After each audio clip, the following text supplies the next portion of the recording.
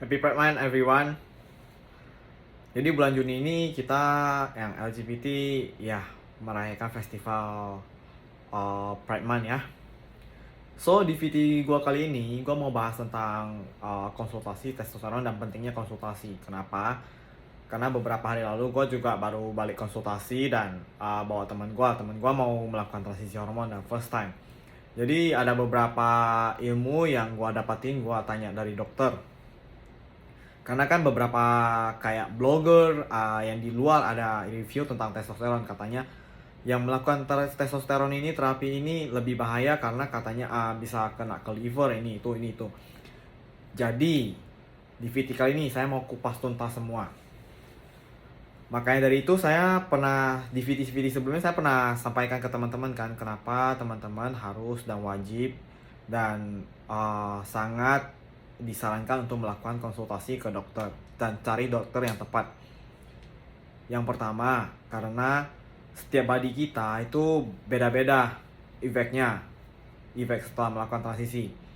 Jadi lebih bagusnya kita melakukan tes lab terlebih dahulu, dan itu resep-resepnya bakal dikasih sama dokternya pas kita melakukan konsultasi. Dimana sebetulnya body kita mungkin ada beberapa orang yang mungkin riwayat keluarganya itu ada mengidap penyakit kanker atau penyakit komplikasi, dan ya ada beberapa penyakit itu yang di riwayat keluarga itu bisa turun ke anak. Jadi kalau kalian melakukan transisi ini, mungkin kemungkinan besar 80-90% penyakit itu bisa langsung nyerang. Apalagi yang ada riwayat kanker di keluarganya itu, yang ada turun ke anak dan si anak ada bibit penyakit kanker. Kan pas melakukan transisi itu, melakukan tes lab itu, hasil darahnya, hasil resultnya keluar. Jadi si dokter kalau lihat ada riwayat begini begitu atau penyakit dalam, biasanya dokter yang profesional itu dia yang tanggung jawab atas pasiennya itu dia langsung nolak. Dia pasti bilang, kamu nggak qualified untuk melakukan transisi. Ini sebagian besar kayak gini ya prosedurnya teman-teman. Lalu saya ada tanya beberapa masalah tentang testosteron, dimana yang saya baca di blogger katanya testosteron ada harm ke body. Tapi saya sebelum melakukan transisi ini saya memang udah pikir lama, harm ke body or not, yang penting saya mau jadi diri saya sendiri dan saya senang melakukan transisi ini. Lalu saya menambah pengetahuan kemarin, saya tanya ke dokter, sebenarnya injeksi hormon ini yang kita melakukan transisi hormon ini harm ke body enggak? Baru dijelasin satu persatu. Testosteron ada 3 jenis yang androgenik. Jadi dia by inject, pakai suntik. Satu lagi by oral, jadi telan, minum. Satu lagi by testogel, jadi dia kayak gel kita diusap-usap ke badan gitu. Biasanya harga testogel itu lebih mahal banyak karena itu lebih aman. Lalu saya tanya ke dokter, bagaimana dengan yang injection? Sebenarnya yang injection itu juga aman dan itu nggak bisa efek ke liver kita karena kita inject masuknya ke darah, dia nggak lewat ke liver. Jadi yang melakukan transisi ini pakai injection masih aman. Ya harganya juga lumayan mahal.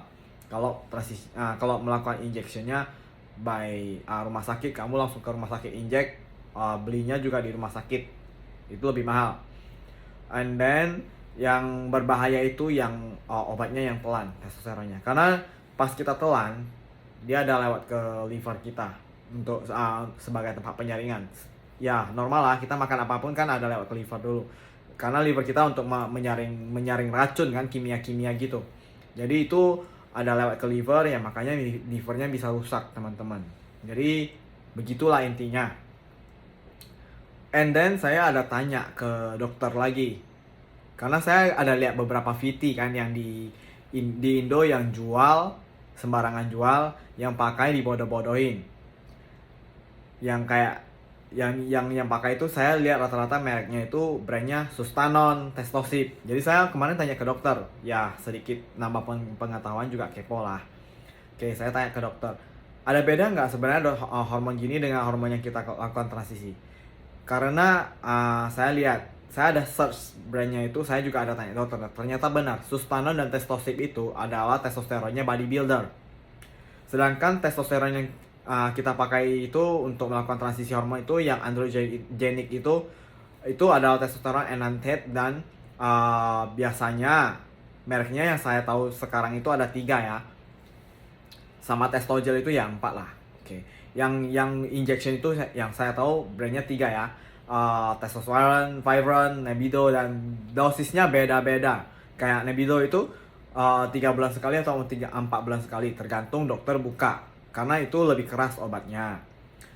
And then testosterone itu yang kayak saya pakai sekarang itu antara 18 hari atau sampai 21 hari, tergantung dosis di badan kamu itu gimana pas kamu suntiknya.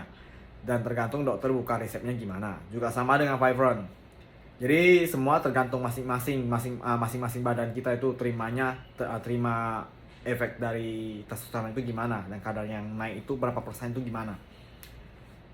Dan bedanya apa dengan testosteron bodybuilder yang dijual dengan Transmen yang di Indo itu?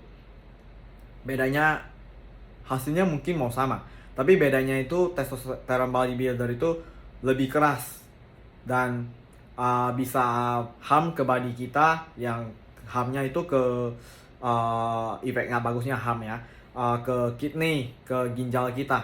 Mungkin kata dokter ginjal bisa rusak. Karena apa? Itu testosteron untuk build muscle, bukan untuk transisi hormon. Tapi kalian salah pergunakan katanya gitu. Jadi teman-teman harus cerdas melakukan transisi hormon. Sebisa mungkin lakukan dulu konsultasi ke dokter yang profesional atau gimana. Ya harganya agak mahal, namanya kita juga mau sehat, kita mau melakukan transisi hormon, kita mau jadi diri kita sendiri, kita juga mau badannya sehat.